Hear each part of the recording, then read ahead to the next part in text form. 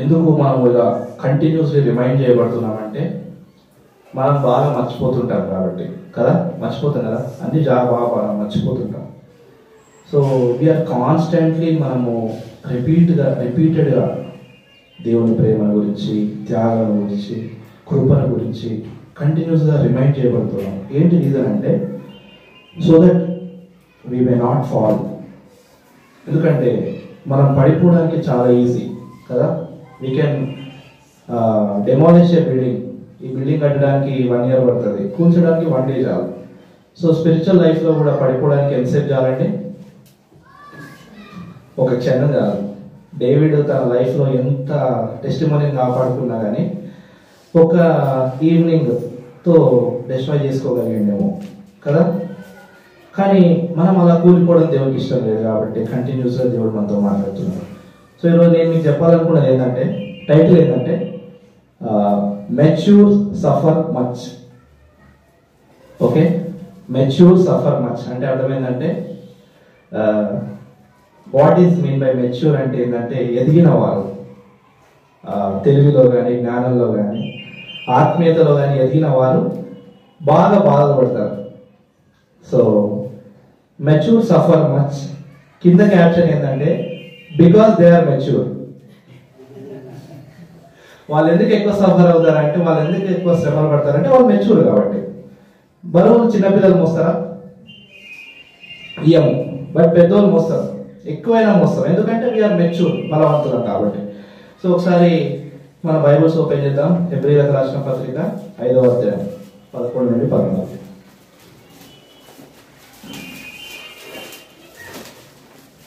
Church at Nassapur full of mature people, full of mature in Christ. Praise God కదా. Hallelujah.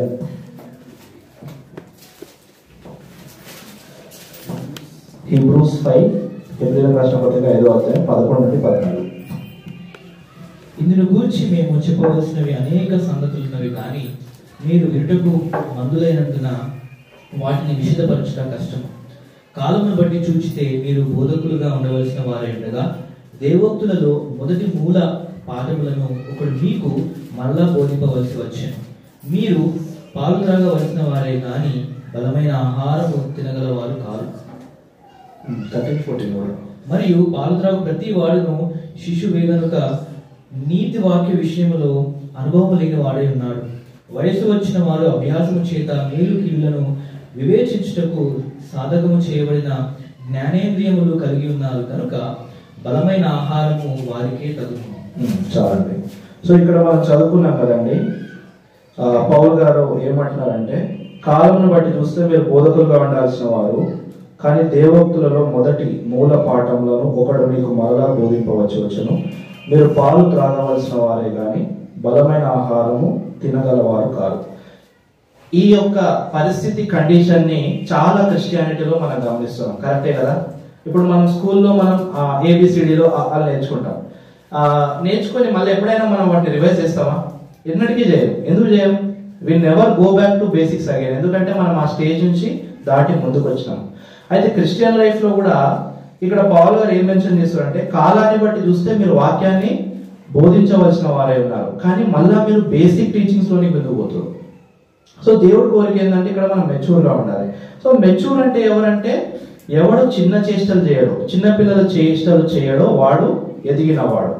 అసలు mature అన్న మాట మళ్ళా మనం ఆలోచిద్దాం. ఎవరు ఎక్కువ భారాన్ని తీసుకోగలరు, ఎవరు ఎక్కువ పనిని చేయగలరు, వాళ్ళు మెచ్యూర్. తర్వాత చూస్తే ఎవరు ఊకే పడిపోరు, వాళ్ళు మెచ్యూర్.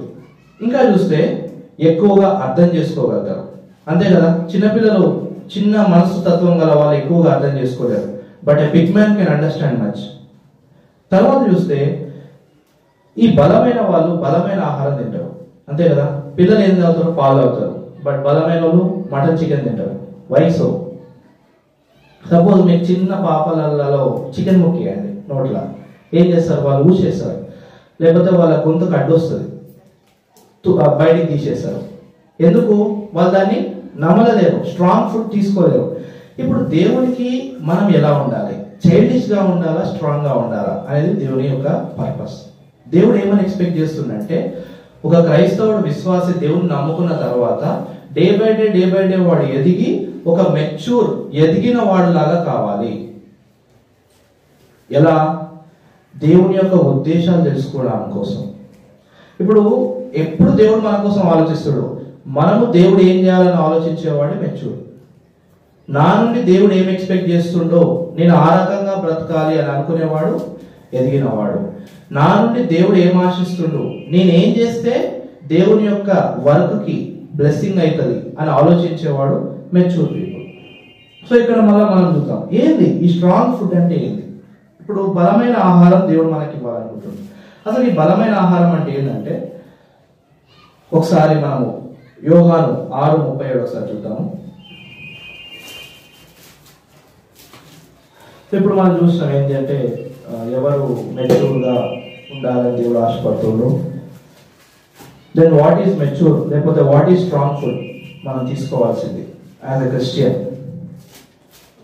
యోహాను 6:37 మనం చూసుకున్నట్లయితే 38 తండ్రి నాకు అనుగ్రహించు వారందరూ నా ఎదుకు వద్దురు, నా ఎదుకు వచ్చువాని నేను ఎంత మాత్రమును బయటికి తోసివేయను. నా ఇష్టమును నెరవేర్చుకున్నకు నేను రాలేదు, నన్ను పంపిన వారి చిత్తం నెరవేర్చుటకే పరలోకం నుండి దిగి వచ్చింది. సో 38 మనం ఏం చదువుకున్నామండి?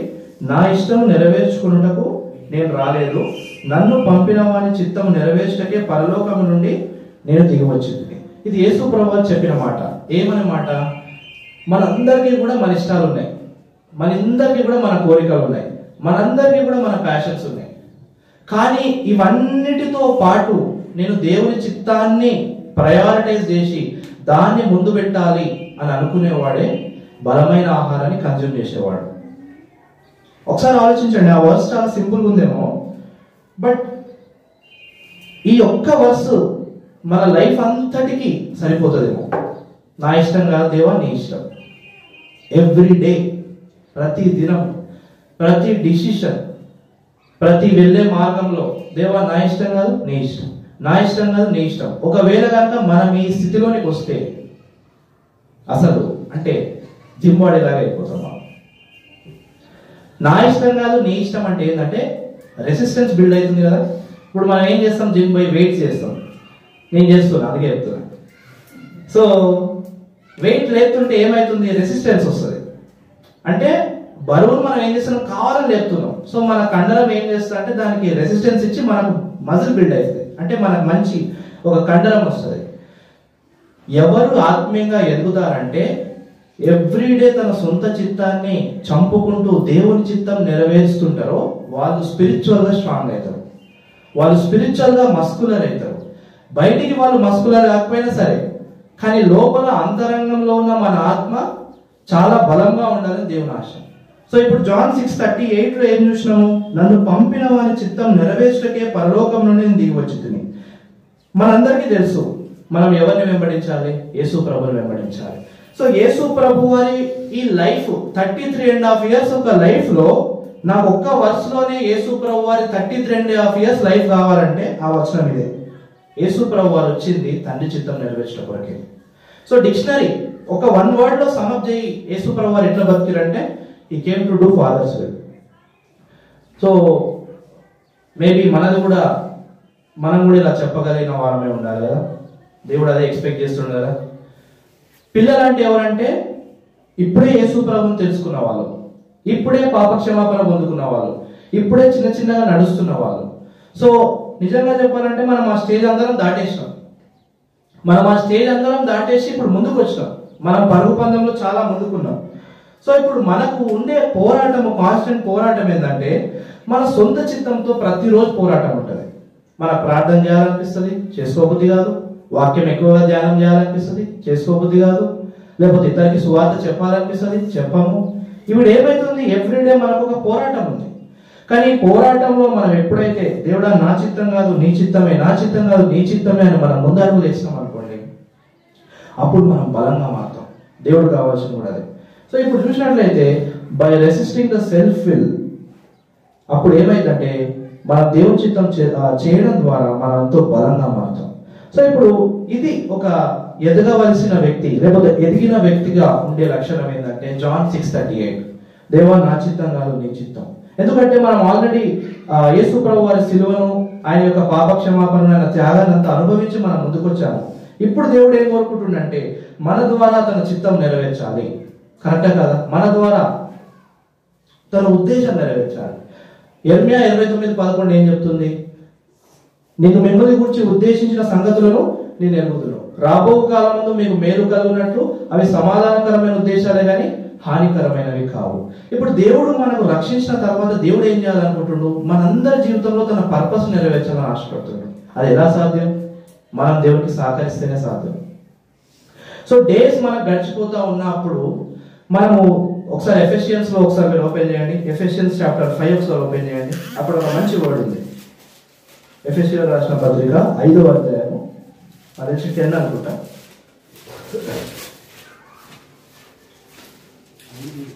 2:10 అనుకుంటా. 2:10 ఎఫెసియన్ రాసిన పత్రిక 2వ అధ్యాయం 10వ వచనం. మరియు వాటి యందు మనము నడుచుకొనవలెనని దేవుడు ముందుగా సిద్ధపరిచిన సత్క్రియలు చేయుటకై మనము క్రీస్తు యేసునందు సృష్టింపబడిన వారమై ఆయన చేసిన పని అయి ఉన్నాము. చాలు. సో ఇక్కడ ఎఫెసియన్స్ 2:10 లో మనకు అర్థమవుతుంది ఏంటంటే, మరియు వాటి యందు మనం నడుచుకునవల్లని. వేటి యందు నడుచుకునవల్లని?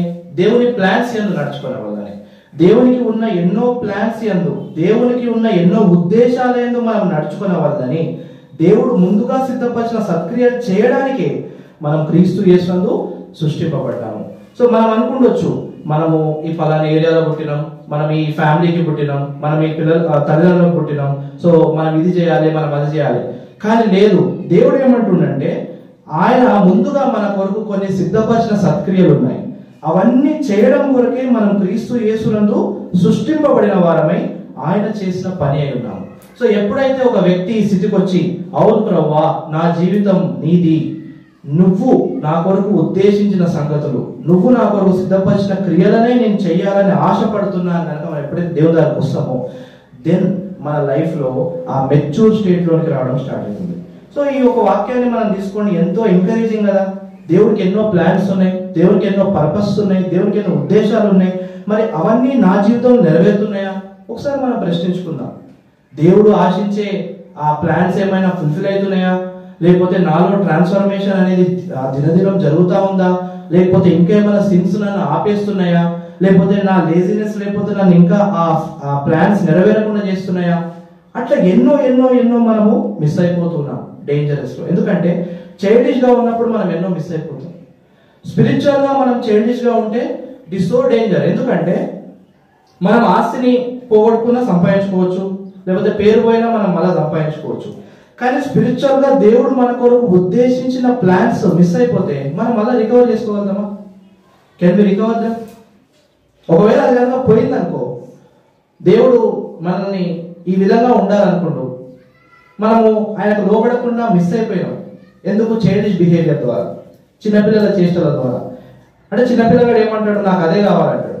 సో మనం కూడా లోకంలో ఉన్నప్పుడు, పాపంలో ఉన్నప్పుడు ఏమంటాం, ఇప్పుడు ఎందుకు అంత స్పిరిచువల్ స్టేట్ నాకు వద్దు, ఇప్పుడు నేను జస్ట్ ప్రేయర్ పోయేస్తున్నా, లేదా చర్చ్ పోతున్నా, నేను బైబిల్ స్టడీ పోతున్నా, అంతవరకు ఉంటే చాలు. కానీ ఎందుకు దేవుడి ప్లాన్స్ నెరవేర్చే స్టేజ్కి ఎందుకు పోవాలి?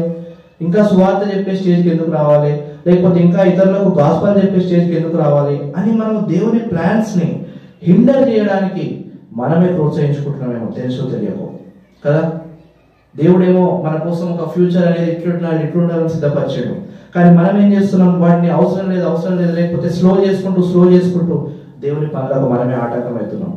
సో మనం అందుకే ఒక వాక్యం ఉంటుంది ఏంటంటే, పౌలు గారు అంటారు, నేను బాలుడనే ఉన్నప్పుడు పిల్లవాని వల్ల ప్రవర్తించుకుని, ఇప్పుడు పెద్దవాడు అయినప్పుడు పిల్లవాని చేష్టలు మానివేస్తుంది. సో ఇప్పుడు మనం రెండవ పాయింట్లో చూద్దాం. ఫస్ట్ ఏమో మెచ్యూర్ అంటే ఎవరు? మెచ్యూర్ అంటే ఎవడంటే ఎవ్రీ టైం నా చిత్తం కాదు ప్రభావ నీ చిత్తం అనుకునే డిసిషన్తో ముందుకెళ్ళేవాడే. అది అంత ఈజీ కాదు. ఎవ్రీ టైం నా చిత్తం కాదు నీ చిత్తం అంత ఈజీయా? ప్రతిసారి చాలా కష్టం, అది చాలా టఫ్. ఒకసారి లూకా 9:23 ఒకసారి చూసుకున్నట్లయితే ఇట్ ఈస్ టఫ్, బట్ అక్కడ ఒక వాక్యం ఉంటుంది, చదువుకుందాం. లూకా 9:23 చూద్దామా? లూకా రాసిన సువార్త 9వ అధ్యాయం. మరియు ఆయన అందరితో ఇట్లా నేను ఎవడైనాను నన్ను వెంబడింప కోరిన ఎడల తన్ను తాను ఉపేక్షించుకొని ప్రతిదినము తన సిలువను ఎత్తుకొని నన్ను వెంబడింపవలెను. తన ప్రాణమును రక్షించుకున్న కోరువాడు దానిని పోగొట్టుకొనును, నా నిమిత్తమై తన ప్రాణమును పోగొట్టుకున్నవాడు దానిని రక్షించుకొనును. చాలు. So not my will thy will, not my will thy will రాసుకోండి. Not my will but thy will. నా చిత్తం కాదు ప్రభువా నీ చిత్తం. సో ఇక్కడ తర్వాత ఏముందంటే ఇప్పుడు ఏముంది, ఎవడైనా నన్ను వెంబడింప కోరిన ఎడల. సో మన క్రైస్తవ్యంలో ఉన్న ఒక పెద్ద మిస్అండర్స్టాండింగ్ ఏంటంటే, చాలా అంటే నాకు తెలిసి 85 to 90% వరకు చర్చికి పోయేవాడు క్రైస్తవుడు అనుకుంటున్నాడు. కానీ ఈ వాక్యంలో ఒక డెఫినేషన్ ఏంటంటే, ఎవడైనా నన్ను వెంబడింప కోరిన ఎడల. వెంబడింప అంటే ఏంది? యేసు ప్రభువు వారు ఎలా ఉందో మనం అలా ఉండడం, యేసు ప్రభువు వారు ఎలా ప్రేమించిండో అలా ప్రేమించడం, యేసు ప్రభువు వారు ఎలా క్షమించిండో అలా క్షమించడం, యేసు ప్రభువు వారు ఎలా ప్రార్థన జీవితంలో ఉన్నాడో అలా ప్రార్థన జీవితం. అంటే ఎవ్రీ వేలో మనము ఆయనను వెంబడిస్తూ ఉంటే, తనను తాను ఎవరైతే నన్ను వెంబడించాలనుకుంటే తనను తాను ఉపేక్షించుకొని ప్రతి దినము తన సిలువను ఎత్తుకొని నన్ను వెంబడింపవాలని. సో ఎవ్రీడే, ప్రతి దినమా ఒక దినమా? ప్రతిరోజు మనకు సపోజ్ సింపుల్ ఏరియాలో చెప్తా, మనము ఒకరి గురించి వెనుక మాట్లాడతాం, దాని మీద మనకు విక్టరీ వచ్చిందా? చాలా మంది దాన్ని వదిలేస్తారు, ఆ ఏరియాని బ్యాక్ బైటింగ్ అంటారు. వారి కోసం వీరి కోసం బ్యాడ్గా మాట్లాడుతుంటాం, వెనక మాట్లాడుతుంటాం. గలతీ రాసిన పత్రిక 5వ అధ్యాయంలో అది కూడా మెన్షన్ చేయబడింది. కొండెములాడు వారు వాళ్ళు దేవుని రాజ్యంను స్వతంత్రించుకున్నారు. మనకు కుండ ఉంది, కుండకు ఒక పొక్కు ఉంది, ఆటోమేటిక్గా వాటర్ పోతున్నాయి. మనం స్ట్రాంగ్ అవ్వాల్సిన వాళ్ళము ఒక ఏరియాలో ఎక్కడో వీక్ అయిపోతున్నాం. Let us find out that area. ఎవరైనా ఫైండ్ అవుట్ చేయగలుగుతారంటే హూ ఇస్ మెచ్యూర్. చిన్నపిల్లగాడు ఉన్నవాడు ఏమనుకుంటాడు, కుండంతా బాగానే ఉందిలే, ఏం కాదు, ఒక చిన్న బ్యాక్ బైటింగే కదా అని లైట్ తీసుకుంటాడు. కానీ మనం ఆ బ్యాక్ బైటింగ్ మీద విక్టరీ పొందుకోవాలి. ఎందుకు బ్యాక్ బైటింగ్ అంటే, బ్యాక్ బైటింగ్ బిహైండ్ ప్రైడ్ ఉంది. నువ్వు ఆ వ్యక్తిని ఎందుకు జడ్జ్ చేస్తున్నావు? ప్రైడ్ ఉంది కాబట్టి, గర్వం ఉంది మన లోపల. నేనే కరెక్ట్, వాడు రాంగ్, మొన్న ఆ తప్పు చేసిండు తెలుసా, ఈ తప్పు చేసిండు తెలుసా అని మనము ఏదైతే చూపుతా ఉంటాం. కానీ యేసు ప్రభువు అలా మనల్ని ఏదైతే చూపితే మనం ఆయన ముందు నిలబడగలుగుతామా? ఎన్నడెన్నడికి నిలబడలేదు. సో ఇప్పుడు చూడండి, తాను ఉపేక్షించుకోవడం అంటే ఈ సింపుల్ స్టెప్. బ్యాక్ బైటింగ్ మనం బంద్ చేద్దాం, వెనుక మాట్లాడడం మనం బంద్ చేద్దాం. తాను ఉపేక్షించుకోవడం అనే విషయంలో చూస్తే, కోపాన్ని మనము దేవుని దగ్గర క్షమాపణని విడిచిపెట్టాము. అలా ఉపేక్షించుకుంటూ, ఎవ్రీడే ఉపేక్షించుకుంటూ ప్రతి దినం తన సిలువను ఎత్తుకొని నన్ను వెంబడించాలి. అయితే ఇందులో వచ్చే బ్లెస్సింగ్ ఏంటంటే, తన ప్రాణాలను రక్షించుకున్న కోరువాడు దాన్ని పోగొట్టుకున్నాను, నా నిమిత్తమై తన ప్రాణాన్ని పోగొట్టుకున్నవాడు దాన్ని రక్షించుకున్నాను. సో మనం మన ఆత్మను రక్షించుకోగలుగుతున్నాం. ఇలా చేయడం ద్వారా మనం మన ఆత్మను రక్షించుకోగలుగుతున్నాం. సో రెండో పాయింట్ ఏంటంటే, ఫస్ట్ ఏంటో హూ ఇస్ మెచ్యూర్ ఎవడు. రెండోది ఏంటంటే the way of mature. The way, ఈ మెచ్యూర్ పీపుల్ నడవలసిన వే ఏంటి అనేది నేను చెప్దాం అనుకుంటున్నాను. ఆ వే ఏంటంటే, the way Jesus and apostles walked. The way Jesus and apostles walked. ఇప్పుడు అంటే is equal to what is it అంటే, ద వే ఆఫ్ సఫరింగ్. శ్రమలలో మనం నడుస్తూ ముందుకు పోవడమే ఒక ఎదిగిన వ్యక్తి యొక్క క్వాలిటీ అంటారా, లేకపోతే ఎదిగిన వ్యక్తి యొక్క అసెట్. అసెట్ అంటే ఏంటంటే ఆస్తి. మన శ్రమలే మన ఆస్తి. అంటే ఇంకా మనం పౌలు గారిలో అంత శ్రమ పడలేము. పౌలు గారి శ్రమల చాప్టర్ ఉంటుంది, నాకు తెలిసి 1 Corinthians 2లో ఉంటుంది, 2 Corinthians లో ఉంటుంది. సో ఇప్పుడు ఒకసారి మనం హెబ్రీయులకు రాసిన పత్రిక 12వ అధ్యాయం చూసుకుందాము. 2-3 వచనాలు. హెబ్రీయులకు రాసిన పత్రిక 12వ అధ్యాయం 2-3 వచనాలు మనం చూసుకుందాము. హెబ్రీ 12:2-3. మనము కూడా ప్రతి భారమును సులువుగా చిక్కులబెట్టు పాపమును విడిచిపెట్టి విశ్వాసమునకు కర్తయు దానిని కొనసాగించువాడనైన యేసు వైపు చూచుచు మన ఎదుట ఉంచబడిన పందెములో ఓపికతో పరిగెత్తుదము. ఆయన తన ఎదుట ఉంచబడిన ఆనందము కొరకై అవమానమును నిర్లక్ష్యపెట్టి సిలువను సహించి దేవుని సింహాసనము యొక్క కుడి పార్శ్వమున ఆసీనుడై ఉన్నాడు. మీరు అలసట పడకయు మీ ప్రాణములు విసుకకయు ఉండునట్లు పాపాత్ములు తనకు వ్యతిరేకముగా చేసిన తిరస్కారమంతయు ఓర్చుకొనిన ఆయనను తలంచుకొనడి. ఇక్కడ మనం చదువుకున్నామండి, ఏమని? సులువుగా చిక్కులో పెట్టు ప్రతి భారాన్ని సులువుగా చిక్కులో పెట్టు పాపాన్ని విడిచిపెడదాము, విశ్వాసమునకు కర్తయు దానిని కొనసాగించే యేసు వైపు చూస్తూ మన ఎదుట ఉంచబడిన పందెంలో ఓపికతో పరిగెత్తుదాం. సో క్రిస్టియన్ లైఫ్ అనేది ఇట్స్ ఎ రేస్. చాలా శ్రమలు మనలో వెంబడిస్తుంటాయి, అంత ఈజీ కాదు. ఎందుకంటే ఒక క్రిస్టియన్కి ప్రపంచం అంతా యాంటీ, ఒక క్రిస్టియన్కి ప్రపంచం యాంటీ, ఒక క్రిస్టియన్కి సాధారణ యాంటీ, ఒక క్రిస్టియన్కి ఒక ట్రూ క్రిస్టియన్కి తన ఫ్యామిలీ మెంబర్స్ యాంటీ కావచ్చు, ఒక ట్రూ క్రిస్టియన్కి సొసైటీ యాంటీ ఉండొచ్చు. ఇవన్నిటిని మనం దాటుకుని ముందుకు పోవాలి. ఇవన్నీ మనకు సఫరింగ్స్ లాగా ఉన్నాయి కదా, మనం ముందుకు పోవడానికి ఇవన్నీ ఆటంకాలుగా ఉన్నాయి. కానీ దేవుడు ఏమంటుండంటే ఉంచబడిన ఆనందం కొరకు మనం అవమానం నిర్లక్ష్య పెట్టి సిలువను సహించి దేవుని సింహాసనం యొక్క కుడిపార్శ్వం ఆసీనుడై ఉన్నాడు. సో ఇప్పుడు యేసు ప్రభు వారు కూడా ఈ మార్గం గుండా పోయాడు. యేసు ప్రభు వారు కూడా శ్రమ అనుభవించి మనకు శ్రమ పడమని చెప్తున్నాడు. మన లీడరు మన కోసం శ్రమ అనుభవించి మనల్ని శ్రమ పడునని చెప్తున్నాడు. అంతేగాని ఆయన ఏ బరువులు మోయకుండా, ఆయన ఏం కష్టపడకుండా ఆ దారాదా మై బరువులు పోయి అట్లా చేయి ఇట్లా చేయి అని చెప్పట్లేడు. ఇప్పుడు యేసు ప్రభు వారు మనకు ముందుగా ఏ వేలో పోయిండు, అవమానం నిర్లక్ష్య పెట్టిండు. ఇప్పుడు యేసు ప్రభు వారు మనం చూసుకున్నాం బల్ల మెసేజ్ లో, యేసు ప్రభు వారు ఎంత అవమానాన్ని భరించిండు. ఈరోజు మనకు కూడా ఒక స్ట్రాంగ్ అవమానం వస్తే తట్టుకునే స్టేజ్ లో మనం ఉన్నామా? ఆ మెచ్యూరిటీలోని మనం వచ్చామా? నిజంగా చెప్పాలంటే రాలేకపోవచ్చు. ఒకవేళ మనం ఎవరైనా అంత ఘాటుగా మాట్లాడితే మనుషుల ఒపీనియన్ని మనం చాలా ఎక్కువగా కన్సిడర్ చేస్తాం. బట్ ఒక క్రిస్టియన్ కనుక మనుషుల ఒపీనియన్ కోసం ఎక్కువగా కన్సిడర్ చేసింది అనుకోండి, he cannot run the race. ఎందుకంటే దేవుని ఒపీనియన్ మనకు ఇంపార్టెంట్.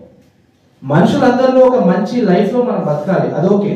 కానీ దేవుని ఒపీనియనే మనకు ఎంతో ఇంపార్టెంట్. అవమానం నిర్లక్ష్య పెట్టిన సిలువను సహించు దేవుని సింహాసనం యొక్క కుడి పార్శ్వం ఆసీనుడు. తర్వాత 3వ వచనం చూస్తే, మీరు అలసట పడకయో మీ ప్రాణములు విసుకకై ఉండనట్లు పాపాత్ములు తనకు వ్యతిరేకంగా చేసిన తిరస్కారం అంతా ఓర్చుకుని ఆయనను తలంచుకోండి. ఒకసారి మనం తలంచుకున్నాం, యేసు ప్రభు వారు ఎంతగా నా కొరకు తిరస్కారాన్ని అనుభవించిండు, ఎంతగా నా కొరకు అవమానాన్ని అనుభవించిండు, ఎంతగా నా కొరకు శ్రమను అనుభవించిండు. సో ఇప్పుడు నేను కూడా అదే మార్గంలో ఉన్నాను, మనం కూడా అదే మార్గంలో ఉన్నాం. కరెక్టా కదా? ఇప్పుడు యేసు ప్రభు వారి మెచ్యూర్గా ఉన్న మనము ఈ యొక్క వేలోనే పోవాలి. ఈ వే ఏంటంటే 2-3 వచనాల్లో మనకు కనిపిస్తుంది. అలసట పడకయు అంటే అలసట వస్తుంది, మీ ప్రాణములు విసుకకయు అంటే ప్రభు పని చేస్తుంటే మనకేమొస్తుందో కొన్నిసార్లు విసుకొస్తుంది. లేకపోతే మనం ఒకరికి సువార్త చెప్తాం, ఎంత చెప్పినా కూడా వాళ్ళలో మార్పు రాదు. లేకపోతే ఇంకా చాలా ప్రార్థన చేస్తాం కానీ వర్క్ జరగదు. దాని ద్వారా మనం ఏమంటే వెనుకకు పోవడానికి మనం కాదు. ఎందుకంటే డెఫినెట్లీ యేసు ప్రభు వారి లైఫ్లో చూసినట్లయితే ఆయన 33.5 years లైఫ్లో ఆయన బ్రతికింది చాలా షార్ట్ టైమే. ఆయన 3.5 years పరిచయం చేసిండు.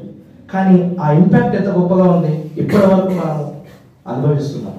సో ఇప్పుడు మన లైఫ్లో కూడా మన స్పాన్ షార్ట్ అయి ఉండొచ్చు, మన శ్రమ షార్ట్ అయి ఉండొచ్చు. కానీ మనము విల్లింగ్నెస్ టు టేక్ సఫరింగ్స్, ఈ శ్రమ పడడానికి మనం ముందుకు వచ్చి ఇష్టపడినట్లయితే మనం కూడా దేవుని కొరకు ఎంతో ఫ్రూట్ భరిస్తాం, ఎంతో ఫ్రూట్ బేర్ చేస్తాం. ఇప్పుడు ఎందుకు హార్వెస్ట్ లేకపోతే ఎందుకు పరిచర్య అంత వీక్గా ఉంది? ఎవరు కూడా సఫరింగ్ని ఇష్టపడట్లేదు. కానీ మన బైబిల్లో చూసినట్లయితే మన అపోస్తలులు అందరూ కూడా శ్రమపడే, అందరూ శ్రమలలోనే వాళ్ళ వాక్యం గొప్పగా ప్రబలింది. ఇప్పుడు మన లైఫ్లో కూడా శ్రమలు వస్తున్నాయి, లేకపోతే మన సొసైటీ కూడా శ్రమలు వస్తున్నాయి అంటే మనం ఇంకా ధైర్యంతో ముందుకు పోవాల్సిన వారమే ఉన్నాం. ఒకసారి చూసినట్లయితే మనం యాకోబు రాసిన పత్రిక మనందరూ తెలుసు. అందులో ఫస్ట్ వచనం ఏముంటది? ఫస్ట్ అధ్యాయంలో మనందరినీ చాలా ఎంకరేజింగ్ వచనం ఒకటి ఉంటుంది. ఒకసారి మనం చూద్దామా? యాకోబు రాసిన పత్రిక 1వ అధ్యాయంలో చూస్తే 2-3 వచనాలు చూస్తే, నా సహోదరులారా, మీ విశ్వాసమునకు కలుగు పరీక్ష ఓర్పును పుట్టించడం ఎరిగి మీరు నానా విధములైన శోధనలో పడినప్పుడు అది మహానందమని ఎంచుకొనడి. మీరు సంపూర్ణులను అనునాగులను ఏ విషయంలోనైనా కొదవలేని వారునై ఉండునట్లు ఓర్పు తన క్రియను కొనసాగింపనీయుడి. ఇప్పుడు ఇక్కడ దేవుడు ఏం చెప్తున్నాడు అంటే వాక్యం ద్వారా మీ విశ్వాసమునకు కలుగు పరీక్ష. సో డెఫినెట్లీ మనం ఇట్లా సాలిడ్ వర్డ్ వింటున్నాం. ఈ వర్డ్ వింటున్నప్పుడు ఇక్కడ చర్చ్లో కూర్చొని మనం వాక్యం వింటున్నాం, లేకపోతే మనం ఇంట్లో కూర్చొని మనం బైబిల్ మెయింటైన్ చేస్తున్నాం. మరి వీటన్నిటికీ టెస్ట్లు రావాలి కదా. టెస్ట్ వస్తేనే ఫెయిత్ కరెక్టా లేదో తెలుస్తుంది.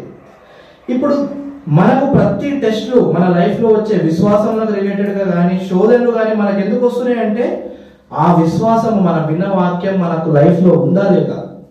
ఆ టెస్ట్ ద్వారా మనకే క్లారిటీ వస్తుంది.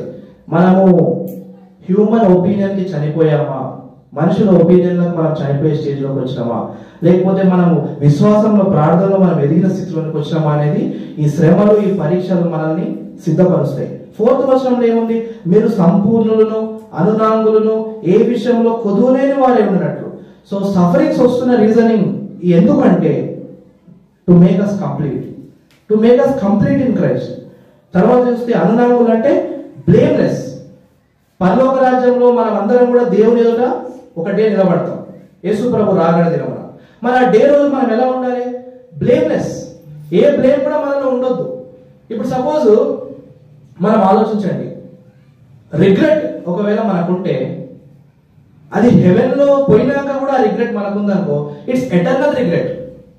ఇప్పుడు కరెక్ట్ మనం ఆలోచించండి, దేవుడి లైఫ్ మనకి ఇచ్చిండు, వాక్యాన్ని మనకి ఇచ్చిండు, సరి చేసుకో మనకు అవకాశాలు ఇచ్చిండు, వే చూపిస్తుండు. ఈ వేలో మనం నడవకుండా మనం రేపు ప్రభు రాజ్యంలోకి పోయినా కూడా అక్కడ కూడా ఎటర్నల్ రిగ్రెటే. ఆలోచించండి. అందుకే మనము ఆయన రాకడలో బ్లేమ్లెస్ గా, పర్ఫెక్ట్ గా, హ్యాపీగా నిలబడాలంటే we must face and we must go through sufferings. ఈ శ్రమలు, ఈ బాధల నుండి, కష్టాల నుండి, పావర్టీ నుండి, చాలా కష్టాల నుండి, మాటల నుండి మనం పోతూ ఉంటేనే మనం రేపు ఆయన రాజ్యంలో నిలబడేటప్పుడు మనం కంప్లీట్ గా ఉంటాం, సంపూర్ణంగా ఉంటాం, మనం బ్లేమ్లెస్ గా ఉంటాం. మనం ఏ విషయంలో కొదవలేని వారై ఉండినట్లు ఓర్పు అను తన క్రియను కొనసాగనివ్వండి. సో మనం ఇక్కడ ఆలోచించాల్సింది ఏంటంటే suffering makes us complete, perfect. ఇంకోటి చూస్తే suffering is the way our saviour went. మన యేసు ప్రభు వారు కూడా వెళ్ళిన మార్గం ఇదే. ఆయన కూడా శ్రమలో ఉండానే పోయాడు, ఆయన కూడా బాధలు ఉండానే పోయాడు. సో ఇది మన మార్గం కూడా. సో అందరు ఈ మార్గాన్ని ఇష్టపడరు. ఇప్పుడు అందరు ఈ మార్గాన్ని ఇష్టపడతారా? 80% of the Christians will hate this way. అని నీ అమ్మ, నేను యేసు ప్రభు కొరకు ఎందుకు బాధలు పడాలి? నాకు బాధలు పోవడానికి నేను వస్తున్నా, నువ్వేం బాధలు పడమంటావు? You are not understanding. మనం అర్థం చేసుకోవట్లేదు. ఎందుకంటే ఈ శ్రమ అనేది దేవుడు మనకి ఎందుకు పెడుతుండు? పర్ఫెక్ట్ చేయడానికి పెడుతుండు. ఈ ప్రాబ్లమ్స్ అనేవి మన లైఫ్ లో ఎందుకు పెడుతుండు? కంప్లీట్ చేయడానికి పెడుతుండు. ఇంకోటి చూస్తే మీరు అబ్జర్వ్ చేయండి, మనం బాధలు ఉన్నప్పుడే ప్రేయర్ కూడా బాగా చేస్తాం, బాధలు ఉన్నప్పుడు ప్రేయర్ ఎక్కువ చేస్తాం, బాధలు ఉన్నప్పుడు మనం హంబుల్గా ఉంటాం, మనం తగ్గింపుగా ఉంటాం. అదే మనకి ఏ బాధలు లేవు, దిల్దారు ఉన్నాం అనుకో, ఎవరికి ఏ చేయం. ఇంకొక బాధలున్న వ్యక్తిని కూడా పోయి కన్సోల్ చేయం, ఆదరిస్తామా? సపోజ్ నాకు ఒక బాధ ఉంది, వాడికి కూడా ఆ బాధ ఉంది అనుకో, అరే నాకు కూడా ఆ బాధ ఉందిరా, ఏం కాదని అంటాం. ఆ బాధను మనం ఎప్పుడు అర్థం చేసుకోగలుగుతాం అంటే మనం ఆ బాధ కూడా పోతుంటేనే అర్థం చేసుకోగలుగుతాం, లేకపోతే ఆ వ్యక్తి ఏ బాధపడుతుండో తెలియదు. నిన్న ఒక ఆయన నేను కలిసిన విజయ్ అని, అక్కడ చర్చ్లో ఉంటాడు, చర్చ్ దగ్గర. ఆయన రోజుకి 20-30 సాగర్ పొట్లాలు తింటుండంట. తినకపోతే ఇట్లా పళ్ళు అంతా గుంజేస్తున్నాయంట, అసలు ఇట్లా పళ్ళు ఒరుకుంటుండు. నాకు ఆయన బాధ చాలా బాధ అనిపించింది. ఆ బాధ ఎవరికి తెలుసు? ఎవడైతే ఆ బాధ గుండా పోయిండో ఆడికే తెలుసు. అందరూ ఆయన వెలేసారు, అందరూ ఆయన కేర్ చేయట్లే, చర్చ్ కేర్ చేయట్లే. బట్ ఒక క్రైస్తవుడుగా మనం పోయి వాడిని ప్రేమిస్తుంటే అందరికి వీడు పిచ్చోడా అన్నట్టు చూస్తారు కొంతమంది. అంటే ఇప్పుడు మనం కూడా తీసుకోవాల్సిన టాస్క్ ఇవే. ఎవరైతే వెలివేయబడ్డారో వాళ్ళ దగ్గరకు మనం పోవాలి. సఫరింగ్ అంటే అది. అందరూ హ్యాపీగా ఉన్న దగ్గర మనం కూడా పోయి ఎంజాయ్ చేయొచ్చు, కానీ కేర్ చేయని ఉన్న దగ్గర పోయి మనం అందులో నీ పరిస్థితి ఏంటని మాతో ప్రేమ మాట్లాడాలి. ఆయన అన్నాడు, నా వల్ల కావట్లేదు, నేను మారాలని, నా వల్ల కావట్లేదు అన్నాడు. అయితే నువ్వు ప్రేర్ చేయి, నీ వల్ల కావట్లేదు అంటే ఆయన వచ్చిన మాటలతో చేసిండు, దేవుడు ఆయన బయటకు తీసుకురా ప్రేర్ చేసిండు. ఇప్పుడు చూడండి, సఫరింగ్ అంటే ఏదో బాధలు పడ్డం, బరువులు పోయడం కాదు. సఫరింగ్ అంటే ఆ బాధలో ఉన్న వాళ్ళ దగ్గరికి పోయి మనం కూడా వాళ్ళ బాధలతో ఒకటే మనం వాళ్ళకి హెల్ప్ చేయడం. ఏమవసరం చెప్పండి? హ్యాపీగా ఇక్కడ చర్చకొచ్చిపోతే అయిపోతుంది కదా. ఎందుకు వాళ్ళ బాధలు ఉన్న వాళ్ళ దగ్గర ఎందుకు పోవాలి, ఇబ్బందులు ఉన్న దగ్గర ఎందుకు పోవాలి, ఇవన్నీ ఎందుకు మనకు పంచాలి?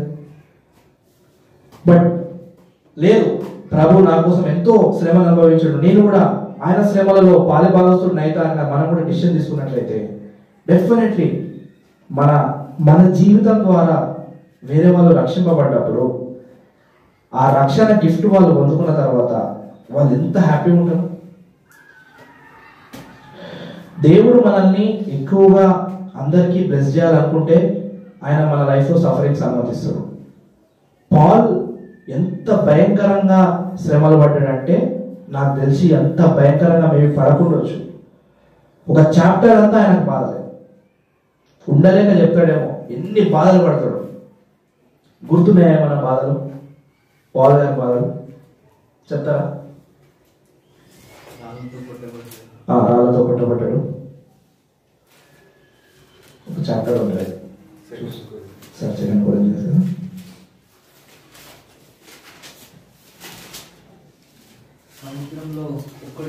సముద్రంలో ఫిష్ షిప్ ఖరాబ్ అయితే ఒక్కడే తేలుతూ ఉంటుంది. మరి విశేషంగా ప్రయాసపడుతుంది సార్ అది ఏ చాప్టర్ సార్? 11వ అధ్యాయం 2వ కొరింథీ 23 నుంచి. మరి విశేషముగా ప్రయాసపడుతుంది, మరి అనేక పర్యాయములు చెరసాలలో ఉంటిని, అపరిమితముగా దెబ్బలు తింటిని, అనేక మార్లు ప్రాణాపాయములలో ఉంటిని. 24 వచ్చింది. యూదుల చేత 5 మార్లు, ఒకటి తక్కువ 40 దెబ్బలు తింటిని, 3 మారు బెత్తములతో కొట్టబడుతుంది, ఒకసారి రాళ్లతో కొట్టబడుతుంది, 3 మారు ఓడపై శ్రమపడుతుంది, ఒక రాత్రి పగలు సముద్రములో గడిపింది, అనేక పర్యాయములు ప్రయాణములలోను, నదులలోను, ఆపదల్లోను, దొంగల వలన ఆపదల్లోను, నా స్వజనుల వలన ఆపదల్లోను, అన్యజనుల వలన ఆపదల్లోను, పట్టణంలో ఆపదల్లోను, అరణ్యములో ఆపదల్లోను, సముద్రములో ఆపదలోను, కపట సహోదరుల వలని ఆపదల్లోను ఉంటిని. ప్రయాసతోనూ కష్టముతోనూ తరచుగా జాగరణములతోనూ, ఆకలి దప్పులతోనూ, తరచుగా ఉపవాసములతోనూ, చలితోనూ, దిగంబరత్వముతోనూ ఉంటిని. ఇంకనూ చెప్పవలసినవి అనేకములు ఉన్నవి. ఇవియుగాక సంఘములన్నిటి గురించి చింతయు కలదు. ఈ భారము దినదినముకు నాకు కలుగుచున్నది.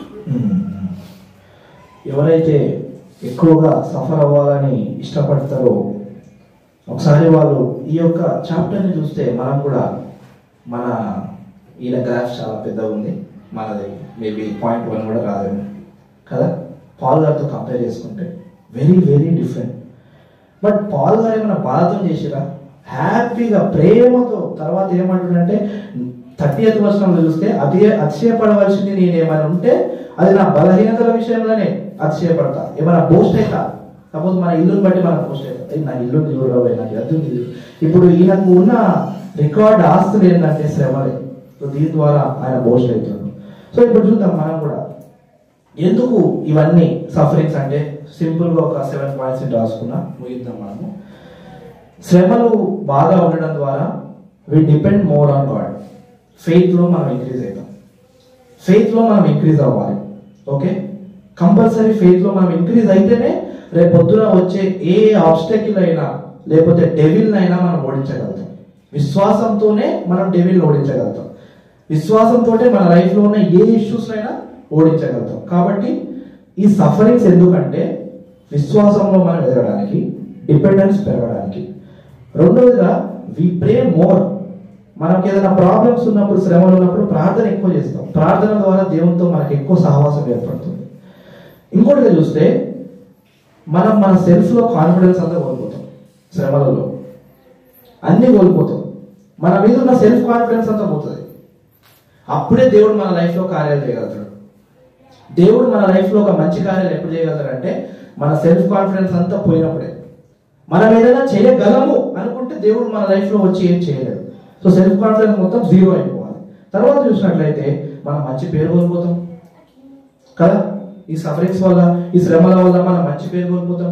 సపోజ్ మనము దేవుడిని నమ్మకం ఉందేమో మంచి స్టేట్లో ఉండే, దేవుడిని నమ్మిన తర్వాత పూర్ స్టేట్లోకి వచ్చినాం అనుకో ఫర్ ఎగ్జాంపుల్, మనం మంచి పేరు కోల్పోతాం, మంచి ఫ్రెండ్స్ని కోల్పోతుంటాం.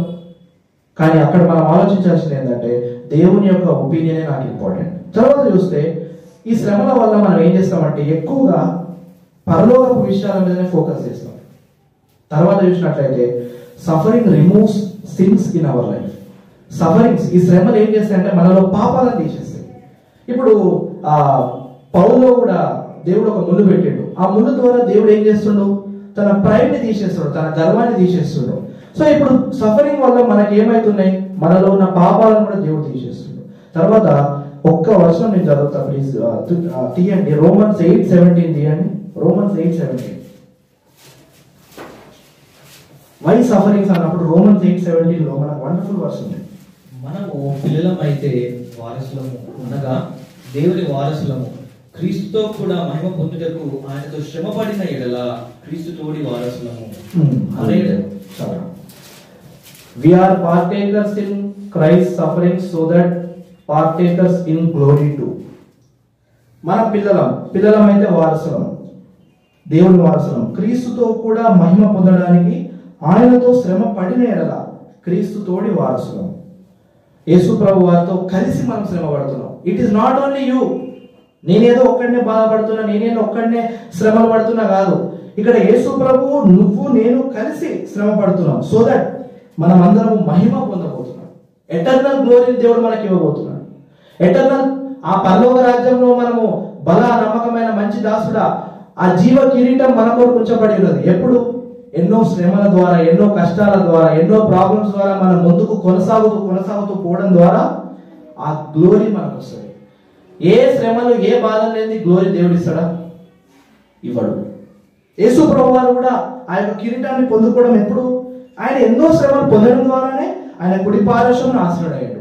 ఇప్పుడు దేవుడికి మనల్ని హై పొజిషన్లో తీసుకుపోవాలంటే హై ప్రాబ్లమ్స్ పెడుతుండొచ్చు సమ్ టైమ్స్, బట్ అవన్నీ కూడా ఇంటెన్షనల్గా కాదు. అవన్నీ కూడా ఒక గ్రేటర్ పర్పస్ కొరకు. మనం పరలోక రాజ్యంలో హ్యాపీగా ఉండాలి, మన పరలోక రాజ్యంలో యుగయుగాలు ఆయనతో సంతోషంగా ఉండాలి. మంచి రివార్డ్స్ మనం పొందుకోవాలి. రివార్డ్స్ మనము భూలోకంలో రివార్డ్స్ కోసం చాలా ఆలోచిస్తాం. మరి పరలోకంలో మనకు రివార్డ్స్ వద్దా? రావాలి కదా. ఆ పరలోకంలో గొప్ప బహుమతులు, మనము ఆ గొప్ప సంతోషాన్ని మనం పొందుకోవాలన్నప్పుడు మనం కూడా క్రీస్తుతో శ్రమ పడదాము. దేవా నాకు ఆ హృదయాన్ని అని మనం ప్రే చేద్దాము. దేవా నాకు ఆ హార్ట్ని, నీతో శ్రమ పడే హార్ట్ని, నీ కొరకు కష్టపడే హార్ట్ని, ఈ శ్రమలు బాధలు వస్తుంటే వీటిని తట్టుకొని ఆ ఫ్యూచర్లో ఆ పరలోకంలో పొందుకోబోయే ఆ మహిమ ఎదుటని నిలబడాలి అని మనము ఆలోచిద్దాం. ఫస్ట్ పాయింట్ ఏంటంటే మనం చూసుకున్నాము ఎవరు మెచ్యూర్. సెకండ్ పాయింట్ చూసుకున్నాం the way of mature. Third point చూసుకొని మనం ముగిద్దాము. God wants you to be mature as his son Jesus Christ. నిన్ను నన్ను యేసు క్రీస్తులాగా మార్చాలన్నదే దేవుని ఆశ. God wants you to make you as his son Jesus Christ. అంతే కదా. Finally ultimate of the ultimate is ఎప్పుడు కూడా మనం మన మైండ్లో ఉంచాల్సింది ఏంటంటే దేవునికి మనం అందరము యేసు ప్రభులాగా మార్పు చెందాలి స్వారూప్యంలోనికి. దేవుడు మనల్ని యేసు క్రీస్తు స్వారూప్యంలోనికి మనం మార్చాలని ఆశపడుతున్నాడు. సో ఇప్పుడు చూడండి, యేసు ప్రభు స్వారూప్యము ఒకసారి రోమన్స్ అదే మనం 8లో చూసుకున్నాం కదా. రోమా 8:29 చూసుకున్నట్లయితే అక్కడ దేవుడి యొక్క గోల్ మనకు కనిపిస్తుంది. What is the goal of God? దేవుని యొక్క గోల్ ఏంటి? దేవుని యొక్క అల్టిమేట్ ప్లాన్ ఏంటి మన లైఫ్ లో అంటే రోమన్స్ 8:29 మనం చూసుకుందాం. ఎందుకనగా తన కుమారుడు అనేక సహోదరులలో జ్యేష్ఠుడగునట్లు దేవుడు ఎవరిని ముందుగా ఎరిగినో వారిని తన కుమారుడితో సారూప్యం గలవారటకు వారిని ముందుగా నిర్ణయించెను. ఆల్రెడీ మనం అందరం కూడా ఇక్కడ కూర్చున్న మనం అందరం కూడా ముందుగా ఏర్పరచబడ్డాము. దేవుడు మనల్ని ఎరిగినవాడు ఆల్రెడీ. తర్వాత తన కుమారుడితో సారూప్యం గలవారం అవుటకు వారిని ముందుగా నిర్ణయించాడు. అంటే యేసు ప్రభు లాగా మనము మార్పు చెందడం క్యారెక్టర్లో కంప్లీట్ గా. ఈ శామ్యూల్ అనేటోడు ఉన్నాడు కదా, ఈ శామ్యూల్ అనే ప్రాచీన పురుషుడు ఉన్నాడు. వీడు ఏమనుకోవాలి? వీడు కంప్లీట్ గా చనిపోవాలి. ఇది దేవుని యొక్క గోల్. ఈ శామ్యూల్ అనే ప్రాచీన పురుషుడు వీడు కంప్లీట్ గా చనిపోయి న్యూ ఏమంటారు కంప్లీట్ గా జీసస్ క్రైస్ట్ యొక్క క్యారెక్టర్ రావాలి మన లైఫ్ లో. అది దేవుని యొక్క గోల్. శ్రమల ద్వారా ఈ యొక్క గోల్ని మనం అచీవ్ చేయగలుగుతాం. విశ్వాసంలో ఎదగడం ద్వారా ఈ యొక్క గోల్ని మనం అచీవ్ చేయగలుగుతాం. సో ఇది దేవుని యొక్క అల్టిమేట్ గోల్. నా బిడ్డలు నాలాగా ఉండాలి, నా బిడ్డలు నాలాగా ఉండాలి. సో ఇప్పుడు God has many few people around the world. ఇట్లా దేవుడి కొరకు సఫరింగ్స్ అనుభవిస్తూ దేవుని స్వారూప్యంలో మారాలి, దేవుడి చిత్తం నెరవేర్చాలని ఆలోచించే వాళ్ళు ఈ ప్రపంచంలో చాలా చాలా చాలా తక్కువ పర్సెంటేజ్. ఎందుకంటే క్రిస్టియన్స్ అనుకునే వాళ్ళందరూ కూడా ఈ శ్రమలు కానీ ఈ యొక్క ఇవన్నీ ఇష్టపడరు. They don't want. But Abraham లైఫ్లో మనకు తెలుసు, అబ్రహాం ఇస్సాకు ఇద్దామనుకోండి, దేవుడికి ఒకటే అబ్రహాం ఉన్నాడు.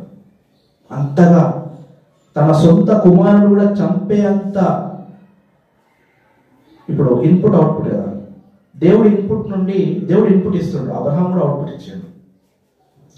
ఇట్ ఇస్ నాట్ ఓన్లీ దేవుడు నిన్ను ప్రేమిస్తుడు, దేవుడు నిన్ను దీవిస్తుడు, దేవుడు నిన్ను ఆశ్రయిస్తుడు, దేవుడిని చేస్తున్నాడు, మన నుండి కూడా అబ్రహాం కూడా తన నుండి నీ కోసం ఈవెన్ నా సొంత కొడుకునైనా కూడా సాక్రిఫైస్ చేస్తా అంటే ఆ స్టేజ్ ఆఫ్ లవ్ అబ్రహాంకు ఉంది. They are only one Abraham, only one who can do like that. ఇక్కడ మనం కొద్దిమంది, ఎంతమంది ఉన్నామంటే చాలా చాలా ప్రపంచంలోనే చాలా తక్కువ మంది దేవుడు అట్లాంటి వాళ్ళే వెతుకుతున్నాడు. దేవుడు వాళ్ళ కోసమే వెతుకుతున్నాడు. జాన్ 4:23 అక్కడ ఉంది. జాన్ 4:23 ఏముంటుందంటే God is seeking worshippers. God is seeking worshippers. తండ్రి అట్టి వారిని వెతుకుతున్నాడు. ఎట్టి వారిని వెతుకుతున్నాడు? అంతగా అబ్రహాం లాగా ఆరాధించేటోళ్ళని వెతుకుతున్నాడు. అబ్రహాం ఏం చేసాడు? తన సొంత కుమారుడు కూడా ఇచ్చేద్దామని పోయాడు. అంటే అంత ఓవర్ని కూడా ఇచ్చేద్దామని పోయాడు. అంటే అదొక వర్షిప్ అన్నమాట. That is called worship. Our life is worship.